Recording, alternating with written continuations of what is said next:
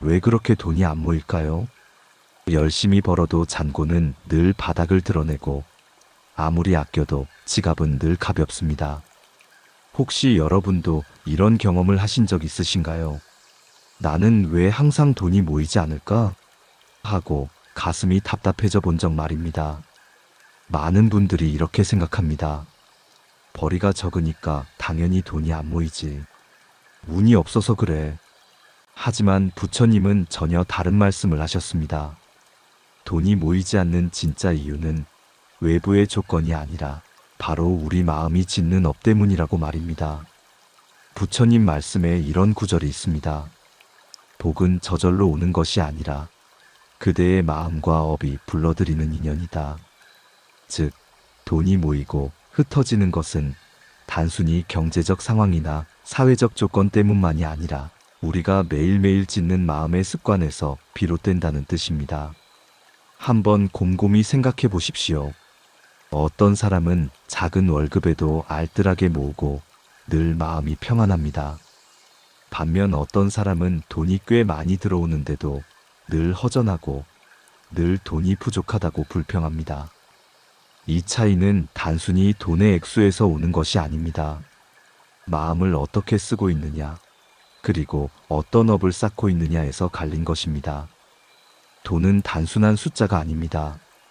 돈은 마음의 흐름을 따라 움직이는 기운과도 같습니다. 마음이 탐욕과 불평으로 가득 차 있으면 그 기운은 흩어지고 새어나갑니다.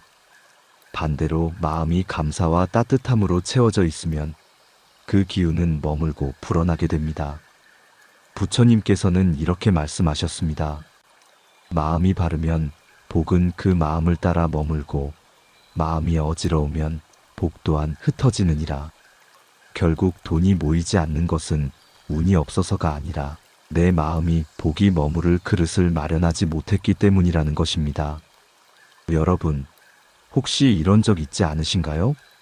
남이 새 차를 사면 내 것이 초라해 보이고 친구가 돈을 벌었다는 소식을 들으면 속이 허전해지는 경험 말입니다. 또는 돈을 쓸 때는 기분에 휩쓸려 낭비하고 쓰고 나서는 아까워하며 후회만 남은 적 말입니다. 또 나는 복도 없고 팔자도 기구하다는 말을 습관처럼 내뱉으며 스스로 마음을 어둡게 만든 적은 없으신가요? 이런 마음 하나하나가 바로 돈이 모이지 않는 원인, 즉 업이 되는 것입니다. 탐욕, 낭비, 불평, 질투, 게으름, 자포자기, 그리고 무정함. 이 7가지 업은 마치 구멍난 바가지와 같습니다. 아무리 물을 부어도 줄줄 새어나가듯 아무리 돈이 들어와도 쌓이지 않고 흩어집니다. 부처님께서는 말씀하셨습니다. 복은 마음의 그릇 위에 머문다. 그릇이 뒤집히면 그 어떤 복도 채워지지 못하느니라. 여러분의 마음 그릇은 지금 어떤 모습입니까? 혹시 뒤집혀 있지는 않은가요? 혹은 이미 많은 구멍이 뚫려 있지는 않은가요? 돈이 모이지 않는 이유는 밖에 아니라 바로 내 안에 있습니다. 마음을 돌이키면 복은 돌아오고 습관을 바꾸면 돈도 모이기 시작합니다. 그래서 오늘은 이 7가지 업을 하나씩 짚어보고 부처님의 가르침 속에서 그 해답을 찾아보려 합니다. 여러분, 돈이 모이지 않아 괴로웠던 지난 날은 이제 내려놓으셔도 좋습니다. 오늘 이 시간이 복이 다시 머무를 수 있는 새로운 시작이 될 것입니다. 이제 함께 돈이 모이지 않게 막고 있던 7가지 업의 정체를 하나씩 밝혀보겠습니다. 여러분, 돈이 모이지 않게 막는 첫 번째 업은 바로 탐욕입니다. 탐욕이란 무엇일까요? 지금 가진 것에 만족하지 못하고 늘 더 가지려는 끝없는 갈망을 말합니다.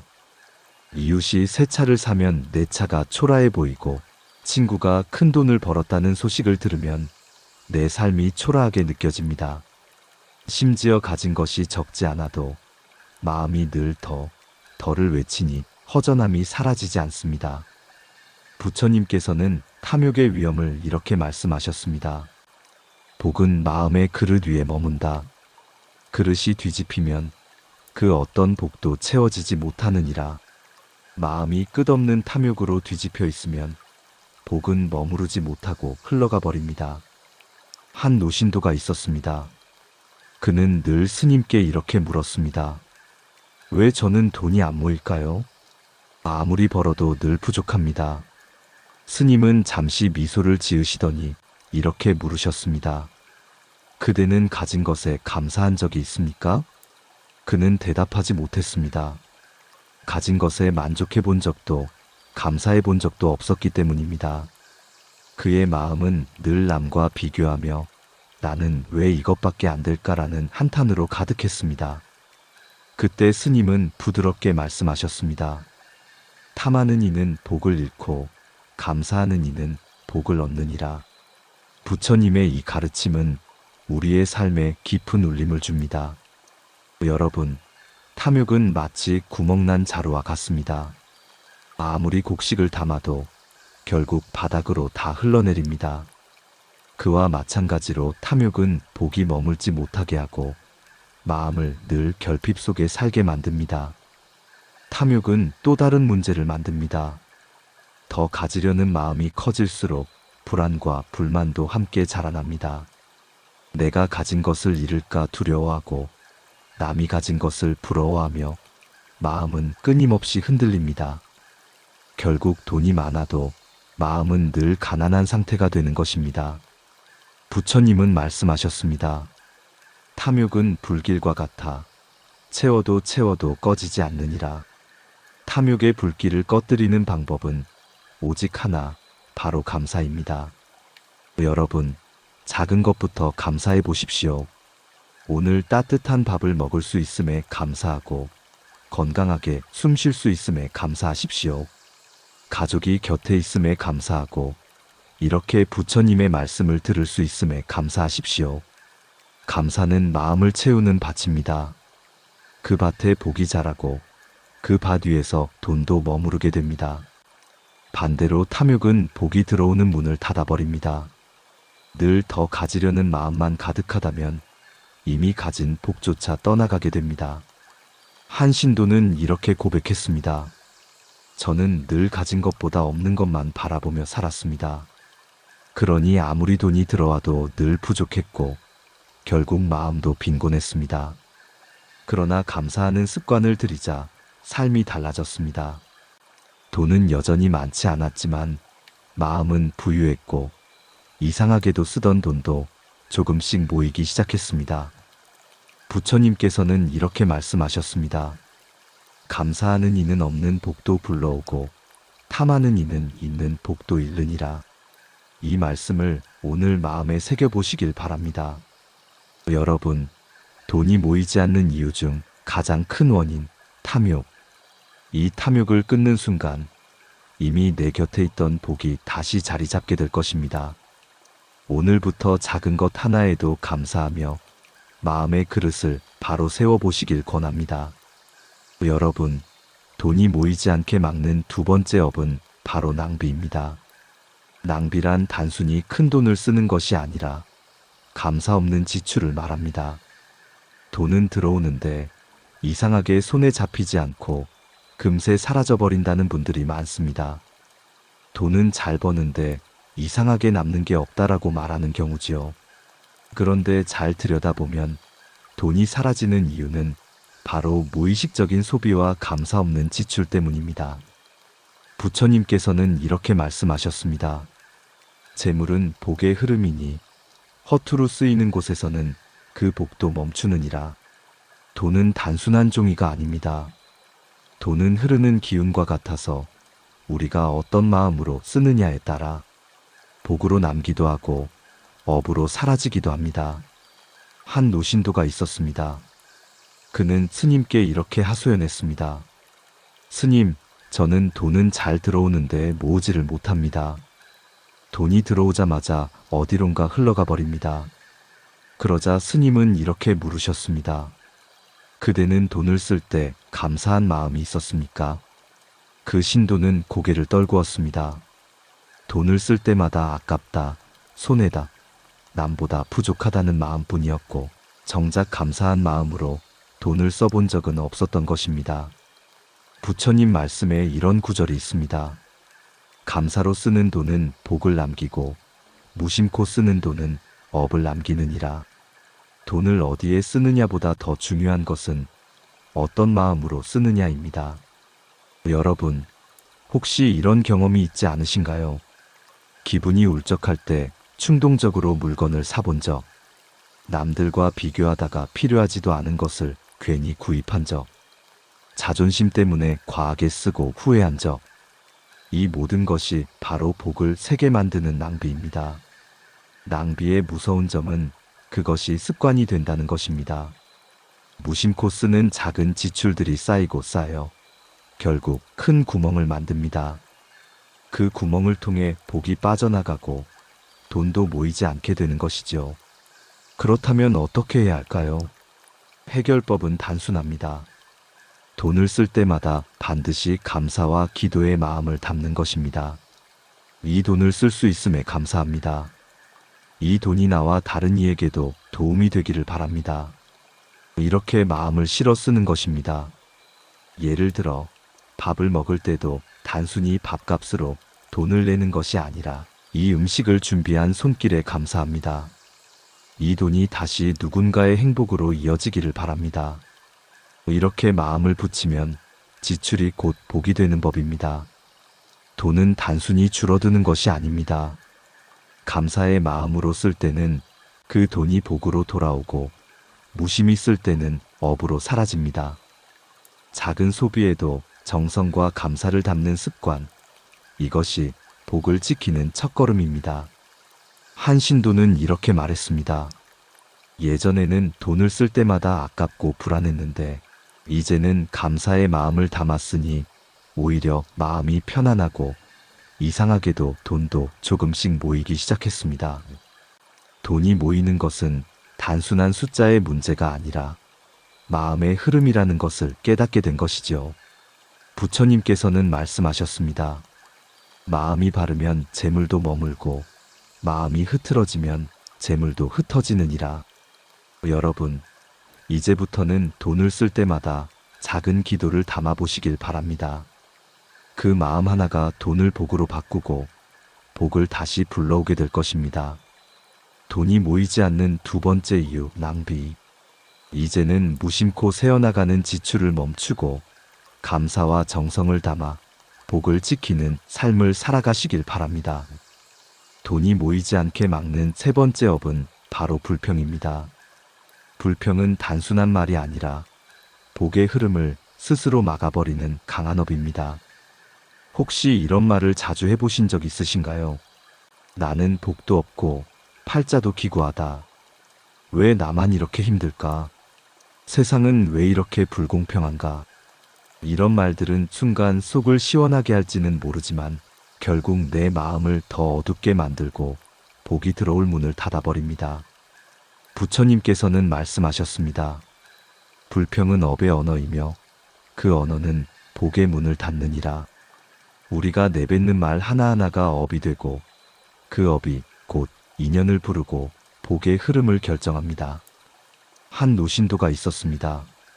그는 늘 이렇게 말하곤 했습니다. 스님, 저는 팔자가 기구합니다. 복도 없고 사는 게 늘 고단합니다. 그러자 스님은 조용히 말씀하셨습니다. 그대가 입으로 짓는 말이 그대의 복을 막고 있습니다.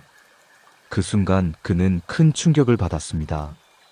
늘 불평만 하던 자신의 말이 스스로 복의 문을 닫고 있었다는 것을 깨달았기 때문입니다. 그 후 그는 작은 말부터 바꾸기 시작했습니다. 그래도 이렇게 살아있음에 감사합니다. 비록 가진 건 적어도 오늘 하루 숨 쉴 수 있음에 감사합니다. 놀라운 변화가 찾아왔습니다. 그의 마음이 밝아지고 표정이 부드러워졌습니다. 주위 사람들도 그의 곁에 있기를 좋아했고 삶은 점차 따뜻한 기운으로 채워졌습니다. 불평을 멈추자 복이 다시 들어오기 시작한 것입니다. 부처님께서는 이렇게 말씀하셨습니다. 불평하는 이는 가진 복도 흘려보내고 감사하는 이는 없는 복도 불러오느니라. 이 말씀처럼 불평은 가진 복을 내쫓고 감사는 없는 복마저 불러오는 힘이 있습니다. 여러분, 말은 단순히 소리가 아닙니다. 말은 업이 되고 그 업은 내 삶의 결과로 돌아옵니다. 따뜻한 말을 하면 따뜻한 인연이 오고 불평을 하면 불평스러운 일이 또다시 다가옵니다. 그러니 이제는 작은 말 한마디부터 바꿔보십시오. 고맙습니다. 다행입니다. 괜찮습니다. 이런 말들이 습관이 되면 내 마음은 밝아지고 그 밝음이 복을 불러옵니다. 한 신도는 이렇게 고백했습니다. 예전에는 늘 불평만 하며 살았는데 이제는 습관적으로 감사합니다라는 말을 하니 사람들도 달라졌습니다. 내 마음이 먼저 따뜻해지고 관계도 좋아지고 돈도 이상하게 모이기 시작했습니다. 여러분, 불평은 순간의 위로 같지만 결국은 독이 됩니다. 반면 감사의 말은 순간에는 별것 같지만 시간이 갈수록 내 삶을 바꾸는 힘이 됩니다. 부처님께서 남기신 가르침을 다시 떠올려 보십시오. 감사하는 이는 복을 얻고 불평하는 이는 복을 잃는다. 이 말씀은 결코 추상적인 이야기가 아닙니다. 오늘 내가 어떤 말을 입에 담는가가 내일 내가 어떤 삶을 살게 될지를 결정합니다. 여러분, 오늘부터라도 불평을 멈추고 감사의 말을 입에 담아 보시길 바랍니다. 그 순간부터 복의 문은 다시 열리고 돈의 흐름도 달라질 것입니다. 돈이 모이지 않는 네 번째 업은 바로 질투입니다. 질투란 남의 복을 기뻐하지 못하는 마음을 말합니다. 겉으로는 드러나지 않아도 속으로는 남의 성공과 행복을 불편해하는 마음이지요. 쟤는 뭐가 그렇게 잘났다고 저렇게 잘 되나? 나는 이렇게 열심히 사는데 왜 저 사람은 쉽게 돈을 벌까? 혹시 이런 생각 한 번쯤 해본 적 있지 않으신가요? 질투는 남의 복을 갉아먹는 것이 아니라 오히려 내 복을 먼저 해치는 독입니다. 남의 행복을 미워하면 내 마음은 더욱 허전하고 불만은 커집니다. 결국 질투는 나 스스로를 괴롭히는 칼이 됩니다. 부처님께서는 이렇게 말씀하셨습니다. 남의 복을 시기하는 자는 그 복을 나누지 못할 뿐 아니라 자신의 복 또한 잃으니라. 남의 행복을 질투하면 그 복은 나와 인연을 맺지 못하고 떠나가 버립니다. 한 신도가 있었습니다. 그는 늘 이렇게 말하곤 했습니다. 저 스님은 왜 저렇게 사람들에게 인기가 많을까요? 저는 똑같이 노력하는데도 잘 풀리지 않습니다. 그러자 큰 스님은 차분히 대답하셨습니다. 남의 복을 기뻐하지 못하는 그 마음이 바로 그대를 초라하게 만드는 것이다. 그 말을 들은 신도는 깊이 반성했습니다. 자신은 기도도 하고 보시도 했지만 남의 잘됨을 진심으로 축하한 적이 없었습니다. 겉으로는 웃었지만 속으로는 질투와 억울함이 가득했던 것이지요. 여러분, 질투의 무서움은 그것이 마음을 얼려버린다는 것입니다. 남과 비교하는 순간 내 마음은 차갑게 굳고 복의 흐름도 막히게 됩니다. 질투는 마치 얼음과 같아서 돈과 인연의 흐름을 단단히 얼려버립니다. 부처님께서는 말씀하셨습니다. 타인의 성공을 기뻐하는 이는 그 복을 함께 누릴 것이요 그를 미워하는 이는 그 복을 스스로 잃느니라. 즉, 남의 행복을 축하할 때 그 복이 내게도 전해집니다. 반대로 남의 성공을 질투할 때 내 복은 오히려 줄어듭니다. 그렇다면 어떻게 해야 할까요? 방법은 단순합니다. 누군가 좋은 일을 얻었을 때 속으로 이렇게 말해 보십시오. 당신에게 그런 복이 와서 참 다행입니다. 그 복이 오래오래 머물기를 바랍니다. 처음에는 쉽지 않을 수 있습니다. 그러나 이렇게 말하다 보면 마음이 점차 맑아지고 내 안의 질투심이 녹기 시작합니다. 그 순간 막혀있던 기운이 다시 흐르고 내 삶에도 복이 들어오기 시작합니다. 한 신도는 이런 체험을 나누었습니다. 예전에는 다른 사람을 보면 속이 쓰리고 불편했는데 이제는 마음속으로 축복을 빌어주니 오히려 제 마음이 더 편안해졌습니다. 그리고 이상하게도 사람들과의 관계도 좋아지고 삶이 조금씩 풀려가기 시작했습니다. 여러분, 질투는 남을 해치지 않습니다. 질투는 결국 나 자신을 해칠 뿐입니다. 남의 복을 기뻐할 줄 아는 순간 내 복이 더 크게 자라납니다. 부처님 말씀을 다시 떠올려 보십시오. 남의 복을 시기하는 자는 자신의 복을 잃고 남의 복을 기뻐하는 자는 그 복을 함께 누리느니라. 이 말씀처럼 남의 성공을 축복하는 그 마음이 곧 내 복을 키우는 밑거름이 됩니다. 돈이 모이지 않는 네 번째 이유, 질투. 이제는 남의 복을 불편해하기보다 함께 기뻐하고 축원하는 마음을 길러보시길 바랍니다. 그 순간부터 내 삶에도 새로운 복의 문이 열릴 것입니다. 돈이 모이지 않는 다섯 번째 업은 바로 게으름과 미움입니다. 게으름은 오늘 해야 할 일을 내일로 미루는 습관이고, 미움은 작은 불편에도 남을 원망하며 마음을 닫아버리는 태도입니다. 처음에는 별것 아닌 것 같지만 이 두 가지는 복이 머무를 자리를 완전히 없애버립니다. 게으름은 시간이란 재산을 흩어버리고 미움은 인연이란 복을 끊어버립니다. 결국 두 가지 모두 돈과 복을 흩어지게 만드는 큰 업이 됩니다. 내일부터 해야지. 오늘은 피곤하니 그냥 쉬자. 혹시 이런 말을 습관처럼 하시진 않나요? 그 작은 미움이 쌓여서 기도도 미뤄지고 선행도 멀어지고 결국 복이 들어올 자리가 사라집니다. 부처님께서는 이렇게 말씀하셨습니다.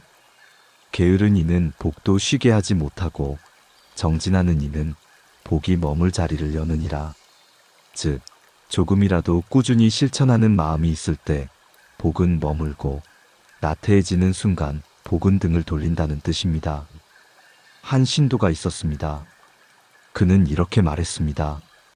스님, 요즘은 피곤해서 기도도 미루고 작은 봉사도 자꾸 뒤로 미룹니다. 그러자 스님은 조용히 말씀하셨습니다. 그대가 하루를 미루는 동안 복도 하루를 떠나가고 있습니다. 이 말을 들은 그는 큰 깨달음을 얻었습니다. 그동안 복이 없다고 한탄했지만 사실은 자신이 게으름으로 복을 쫓아내고 있었던 것입니다. 게으름은 또 다른 문제를 만듭니다. 게으르면 자신감이 사라지고 스스로를 탓하게 됩니다. 그리고 그때 생겨나는 것이 바로 미움입니다. 세상이 나를 도와주지 않는다. 남들이 나를 무시한다. 이런 미움은 마음을 닫아버리고 결국 인연이 떠나게 만듭니다. 부처님께서는 이렇게 말씀하셨습니다. 복은 깨어있는 자의 어깨에 내려앉고 나태한 자의 곁에선 고요히 등을 돌리느니라. 복은 활발히 움직이고 정진하는 사람에게 다가옵니다. 그러나 게으르고 남을 원망하는 사람에겐 머무르지 않습니다. 여러분, 복을 부르는 방법은 거창한 것이 아닙니다. 하루에 기도 3분, 따뜻한 말 한마디, 작은 보시 한번, 경전 한 장 읽기. 이렇게 작은 실천을 꾸준히 이어가는 것이 복을 불러오는 가장 확실한 길입니다. 한 신도는 이렇게 말했습니다. 저는 예전에는 늘 미루기만 했습니다. 그런데 매일 딱 5분이라도 기도하고 작은 선행을 실천하니 마음이 달라지고 삶이 조금씩 밝아졌습니다. 복은 크게 오는 것이 아니라 작은 꾸준함 속에서 머물기 시작합니다. 여러분, 게으름과 미움은 결국 복을 막는 업입니다. 오늘부터라도 작은 실천을 시작해 보시길 바랍니다. 그 순간 떠나 있던 복이 다시 돌아와 내 곁에 머물게 될 것입니다. 부처님 말씀을 마음에 새겨봅시다. 복은 정진하는 이의 길 위에 머물고 미루는 이의 길에서는 사라지느니라. 이제는 미움을 멈추고 작은 정진을 이어가며 따뜻한 마음으로 복을 맞이하시길 바랍니다. 돈이 모이지 않는 여섯 번째 업은 바로 자포자기입니다. 자포자기는 모든 것을 포기해버리는 마음입니다. 해봐야 소용없다. 다 끝났다. 나는 이미 틀렸다.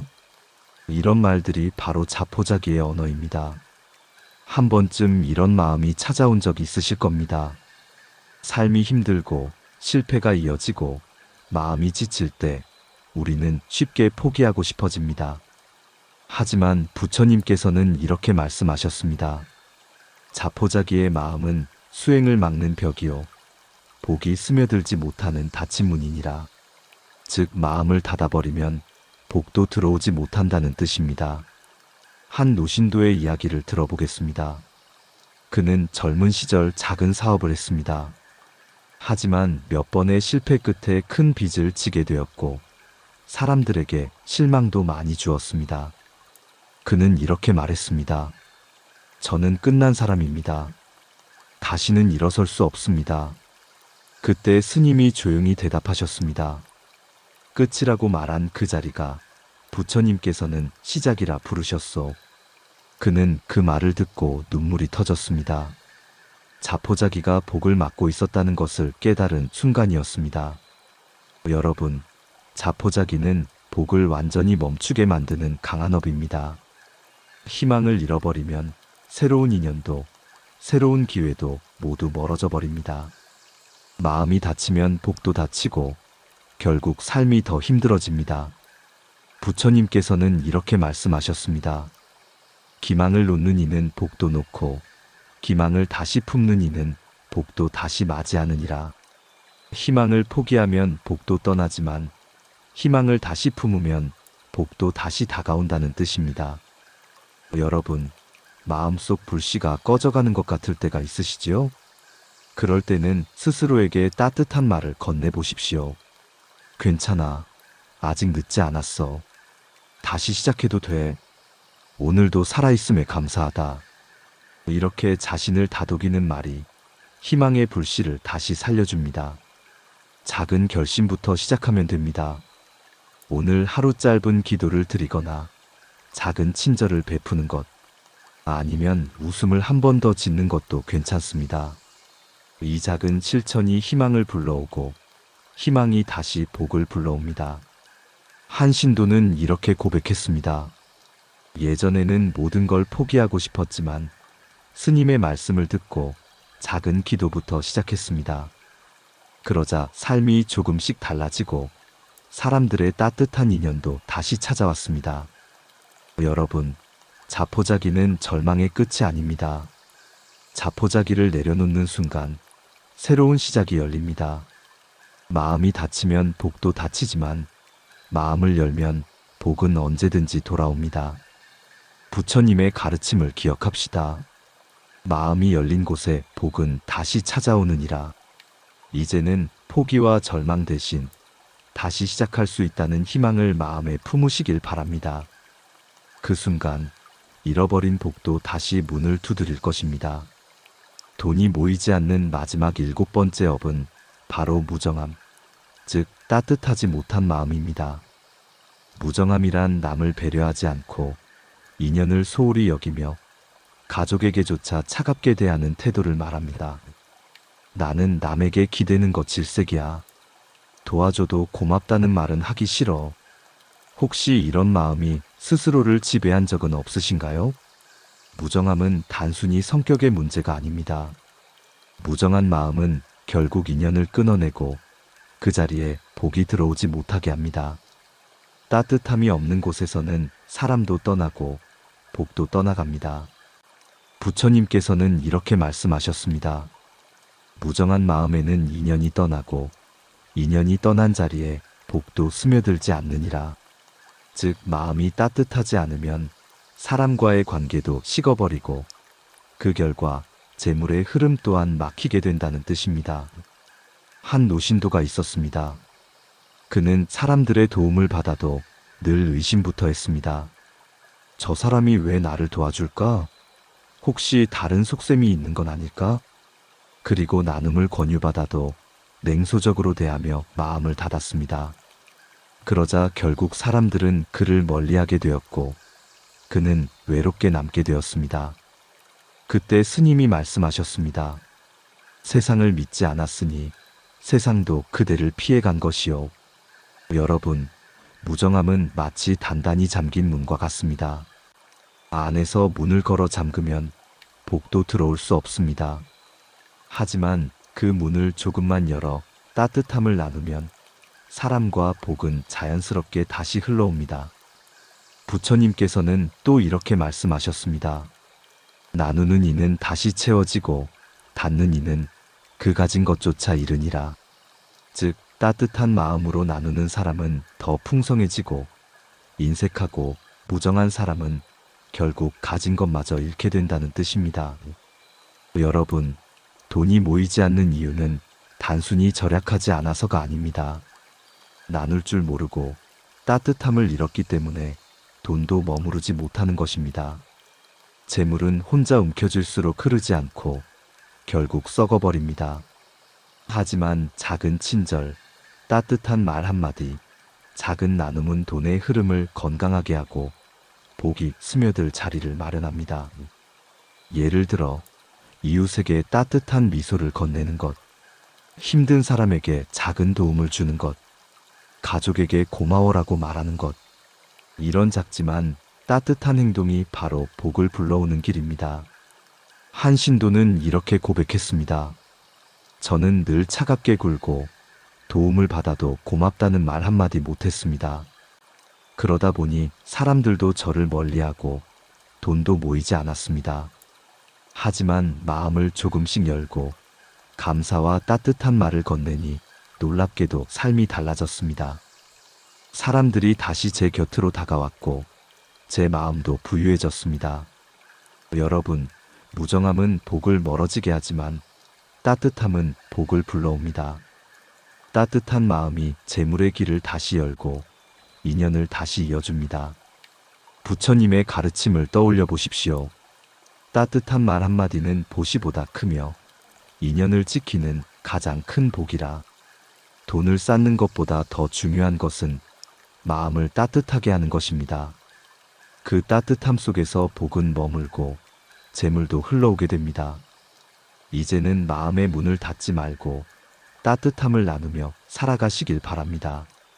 그 순간 떠나 있던 복이 다시 돌아오고 돈의 길도 다시 트이게 될 것입니다.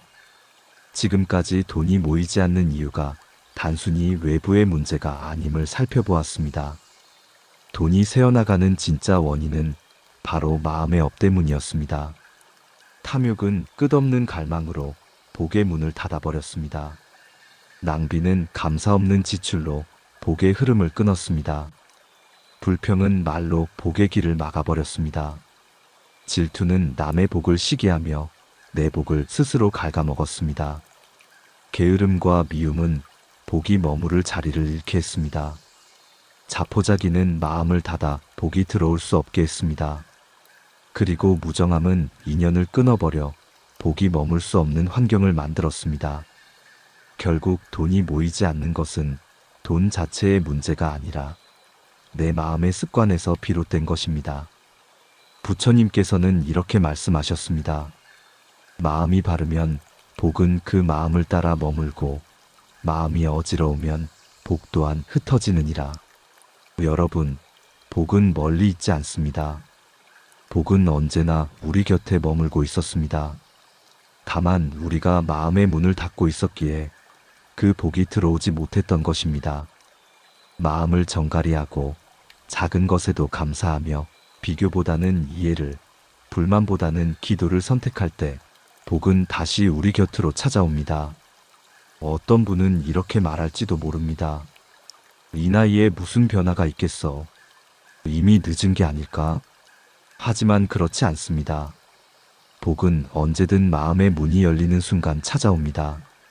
마음의 온도가 따뜻해지는 순간 복은 그 따뜻함을 따라 들어옵니다. 작은 실천 하나가 삶을 바꿀 수 있습니다. 오늘 누군가에게 따뜻한 말을 건네는 것, 하루 3번 감사합니다라고 말하는 것, 잠들기 전 오늘 하루 살아있음에 고개 숙여 기도하는 것, 이 사소한 실천들이 모여 돈이 모이고 복이 머무는 삶을 만들어줍니다. 한 노신도는 이렇게 말했습니다. 예전에는 늘 돈이 모이지 않아 불평했는데 이제는 매일 작은 감사의 기도를 드립니다. 그러자 마음이 먼저 부유해졌고 이상하게도 돈도 조금씩 남기 시작했습니다. 복은 마음의 온도를 따라 움직인다는 것을 직접 경험한 것입니다. 여러분, 이제 우리에게 필요한 것은 거창한 방법이 아닙니다. 마음의 온도를 따뜻하게 하는 것, 그것이 복의 문을 여는 열쇠입니다. 탐욕 대신 감사, 낭비 대신 정성, 불평 대신 고마움, 질투 대신 축원, 게으름 대신 꾸준함, 자포자기 대신 희망, 무정함 대신 따뜻함. 이 7가지 선택이 바로 돈과 복을 머물게 하는 비밀입니다. 오늘부터 여러분의 마음속에 복이 쉴 수 있는 자리를 마련해 보시길 바랍니다. 그 자리가 따뜻하고 고요하다면 복은 반드시 다시 찾아와 머물게 될 것입니다. 지금까지 돈이 모이지 않게 막는 7가지 업을 함께 살펴보았습니다. 탐욕, 낭비, 불평, 질투, 게으름과 미움, 자포자기, 그리고 무정함. 이 7가지가 결국 우리의 마음을 가난하게 만들고 돈의 흐름마저 막고 있었습니다. 하지만 부처님의 가르침은 분명합니다. 마음을 바꾸면 복도 바뀝니다. 작은 습관 하나를 바꾸면 잃었던 복도 다시 돌아옵니다. 그렇다면 우리 삶에서 어떻게 실천해야 할까요? 거창한 것이 필요하지 않습니다. 오늘부터 당장 할 수 있는 작은 실천이 중요합니다. 첫째, 하루 3번 감사합니다라고 말해 보십시오. 밥을 먹을 때, 사람을 만날 때, 잠들기 전. 작은 감사의 말이 복을 불러옵니다. 둘째, 작은 나눔을 실천해 보십시오. 돈이 많지 않아도 괜찮습니다. 웃음, 따뜻한 말, 작은 친절도 훌륭한 보시입니다. 이 나눔이 인연을 만들고 그 인연이 복을 불러옵니다. 셋째, 미루지 말고 지금 시작해 보십시오.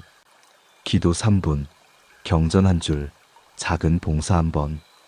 게으름을 이기는 작은 실천이 쌓여 복이 머물 자리를 넓혀줍니다. 넷째, 스스로에게 희망의 말을 건네보십시오. 괜찮아. 다시 시작할 수 있어. 아직 늦지 않았다. 자신을 다독이는 그 한마디가 자포자기를 끊고 복을 불러옵니다. 다섯째, 남의 복을 기뻐해 주십시오. 당신에게 복이 와서 참 다행입니다. 이 마음은 곧 나의 복이 되어 돌아옵니다.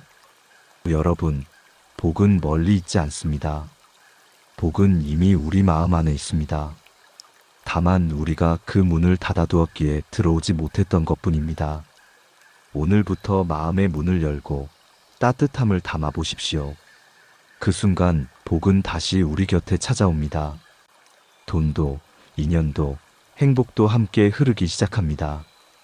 부처님의 가르침을 마음 깊이 새겨보시길 바랍니다. 마음이 바르면 복은 머물고 마음이 어지러우면 복은 흩어지느니라. 여러분, 이 영상이 마음에 작은 울림이 되었다면 댓글로 함께 나누어 주십시오. 여러분의 이야기가 또 다른 이에게 큰 힘이 될 수 있습니다. 그리고 구독과 좋아요는 더 많은 분들에게 복의 문을 열어주는 인연이 됩니다. 작은 클릭이지만 그것이 또 다른 나눔이자 보시가 될 수 있습니다. 오늘도 부처님의 지혜와 함께 여러분의 하루가 고요와 자비로 가득하기를 기원합니다. 당신의 마음속에 복이 머무르고 그 복이 가족과 이웃에게까지 흘러가기를 바랍니다. 나무아미타불, 관세음보살.